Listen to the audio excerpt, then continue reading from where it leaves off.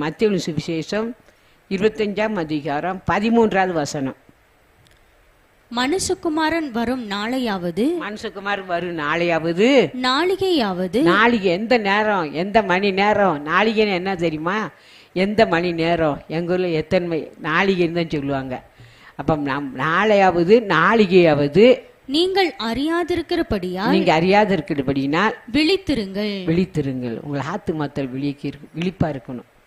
நம்ம தூங்கினாலும் நம்ம ஆத்மா விழிப்பா இருக்கணும். எப்போ ஏசு வருவார், எப்போ ஏசப்பா வருவார். அதை மரண நித்திரை அடையக்கூடாது. ரொம்ப நித்திரை, ஆழ்ந்த நித்திரை அடைஞ்சிட்டே நமக்கு என்ன நடக்குன்னே தெரியாது. அதை மரணத்திரைங்கிறது. அதை ஆழ்ந்த நித்திரை வராதபடிக்கு விழித்திருக்க வேண்டும். எப்போ வருவார், எந்த நாள் வருவார், எந்த நாளைகள், எந்த மணி நேரம் வருவார் நமக்கு தெரியாது. அப்போ என்ன செய்ய, நம்ம விழித்திருக்க வேண்டும். சொந்தக்காரங்க வந்தாங்கன்னா எப்போ பாஞ்சியாக இருக்கிறோம். ஐயோ நாளைக்கு வரேன்னு இருக்காங்க, வரணும், அதுக்குள்ளே வீடெல்லாம் சுத்தம் பண்ணும், பணத்தை பணம் நம்மகிட்ட இல்லைன்னா கூட யார்ட்டையாவது பணம் வாங்கி அவங்க வர்றதுக்கு ஏதாவது செஞ்சு வைக்கணும். எவ்வளோ விழிப்பாக இருக்கும். நம்ம ஆண்டவராக இயேசுக்கு நம்ம அழைத்து செல்ல வர போகிறாரு.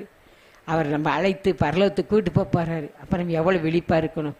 தாகத்தோடு வாஞ்சியோடு விழிப்பாக இருக்க வேண்டும். விழிப்பாக இருந்தால் தான் பரலோகத்தில் நம்ம கூப்பிட்டு போவார். இல்லாட்டா நம்ம விழிப்பில்லாமல் இருந்தால் என்ன செய்யணும்? பிசாசு எங்கே கூட்டி போகிறான் நம்மளை? அவன் ஓயாமல் உழைச்சிட்டு இருக்கான். எப்படி உழைக்கிறான்?